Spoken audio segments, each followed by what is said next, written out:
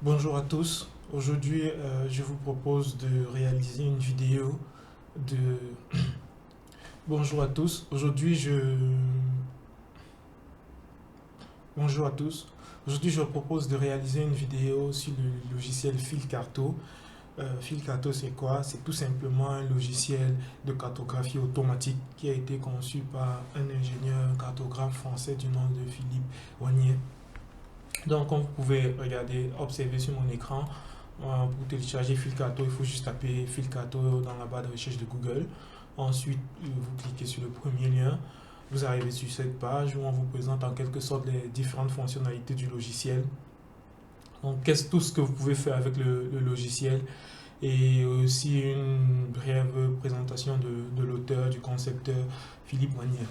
Et donc, pour télécharger le logiciel, on va faire court, c'est juste une vidéo explicative. Donc, vous cliquez là. Et ensuite, vous avez la documentation, le fond de carte, les statistiques, tout ce que vous voulez. Il faut savoir que Filcato s'accompagne de deux autres logiciels. Donc, il y a Filcato, l'interface principale. Il y a aussi Fildigit, l'autre logiciel. Et normalement, un autre qui permet de gérer aussi les fichiers shapefile. Donc, vous pouvez aussi télécharger. Et ensuite, aussi à travers la documentation, essayer de savoir à quoi est-ce que servent tous ces logiciels. Et donc, pour télécharger, il faut juste cliquer sur télécharger. Bon, moi j'ai déjà le logiciel, donc je ne vais plus télécharger. Et donc, Filcato nous permet, comme je l'ai dit tantôt, de réaliser des cartes de manière automatique. Pour cela, il faut avoir un fichier Excel. Donc, je pense peu importe le format. Là, j'ai deux fichiers, mais c'est la même chose. Là, on a un fichier initial que j'ai dû nettoyer pour obtenir celui-ci. Donc là, ce sont les provinces de la Belgique avec leur code INS, le nom, la population totale, la superficie au par kilomètre carré, la densité au kilomètre carré. Ce qu'il faut savoir, c'est que comme dans QGIS ou ArcGIS, nous allons réaliser une jointure. Et pour réaliser une jointure, il faut effectivement, j'ai envie de dire quoi, un code, une colonne qui sera identique avec le shapefile. Le shapefile, c'est tout simplement le fichier cartographique avec lequel on va joindre notre fichier Excel. Et donc, je vais aller chercher Filcarto, ouvrir Filcarto, pardon. Donc, j'ouvre le logiciel Filcarto. Et donc, voilà, j'accepte les conditions, bien sûr. Euh, il me propose voilà un répertoire, mais non, moi je sais où j'ai rangé mon shapefile. Donc là, j'ai province belge, le shapefile que je veux utiliser pour présenter mes densités. Je l'ouvre, il me dit, ok, quel est l'identifiant que tu veux utiliser pour les jointures? L'avantage avec Filcato et qu'on n'a pas sur QGIS, c'est que là, je peux déjà visualiser en fait le contenu de ma table attributaire. Et je peux remarquer que les codes INS, donc au niveau de la Flandre occidentale, je reviens sur mon fichier Excel, la Flandre occidentale, on est à quel niveau? Il faut que je la retrouve. Flandre occidentale. Le code INS est 30 000. Et ici, dans la table attributaire, c'est bien 30 000. Donc, je peux défiler et me rendre compte que c'est la même chose.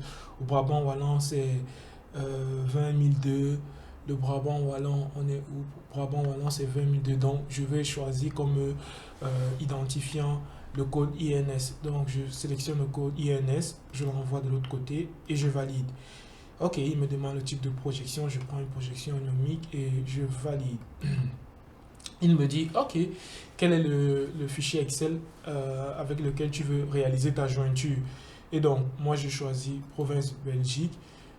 Je fais ouvrir. Et ensuite, il y a des vérifications à appliquer. Il me dit, par exemple, lieu de résidence. C'est le type nominal, lieu de résidence. Oui, ce sont des noms. Population totale, quantité.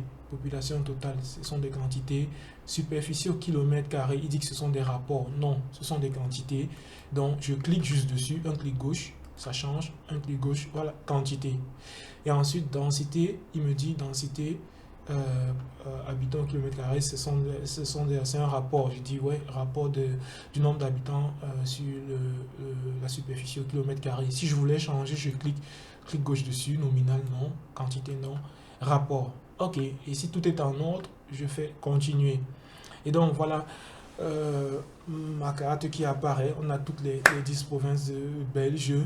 Mais là, il y a juste des points au centre des centroïdes qui permettent juste de dire, ok, on a 10 provinces. Et je précise que la région de Bruxelles-Capitale, bon, n'est pas considérée ici comme une province parce que, voilà, il n'y a qu'une région de Bruxelles-Capitale, il n'y a pas de province en région de Bruxelles-Capitale, contrairement à la Wallonie ou à la Flandre, parlant de la Belgique, bien sûr. Donc, par exemple, si je veux réaliser une carte de, j'ai envie de dire, de superficie totale, bon, je veux agrandir, on n'a plus besoin des autres.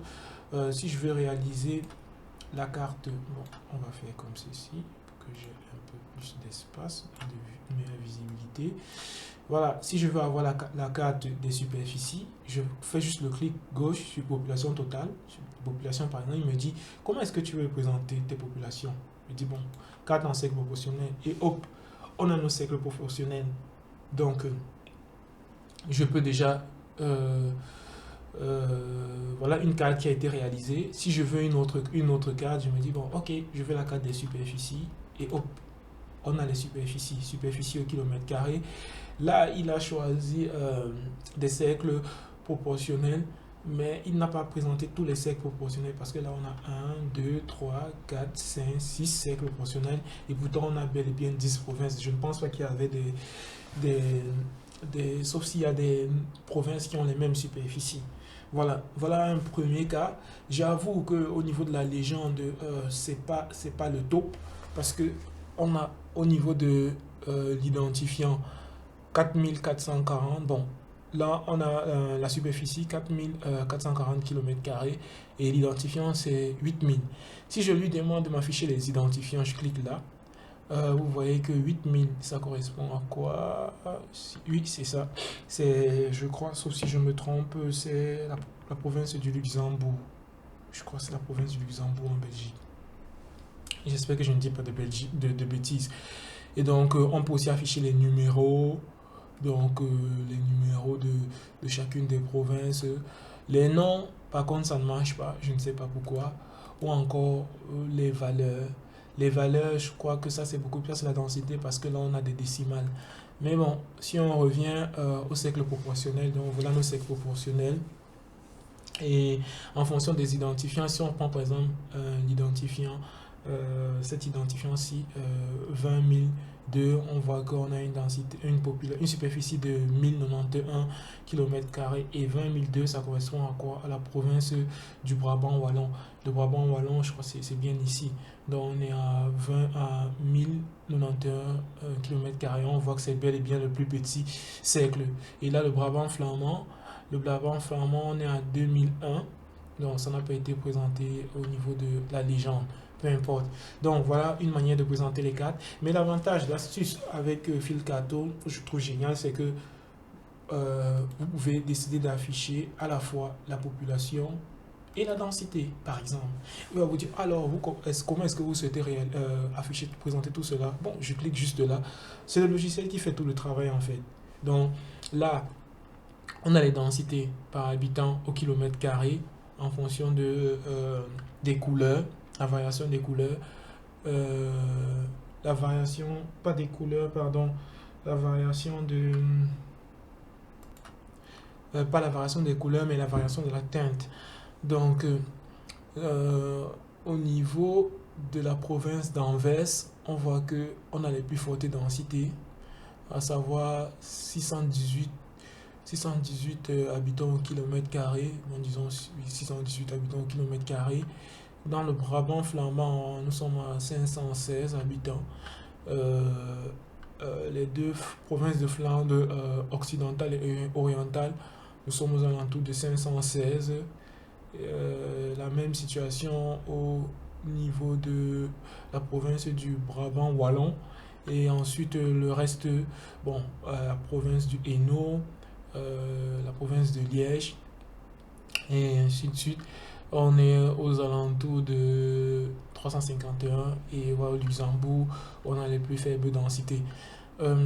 Ensuite, qu'est-ce qu'on peut dire au niveau de la population totale? On voit bien que, voilà, en fonction des cercles proportionnels, Anvers a la plus forte population en Belgique, en parlant des provinces. Donc, voilà une carte comme ça, automatique, qui a été réalisée avec Fil Carto.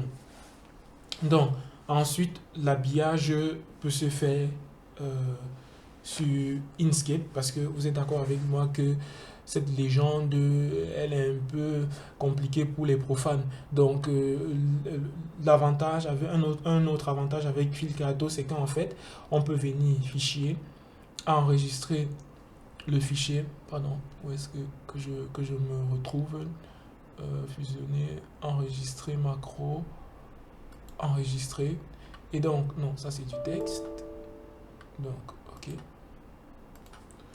Donc, il faut savoir que Filcato nous permet d'interroger notre carte en faisant juste un clic droit, par exemple, sur les provinces concernées. Là, j'essaye.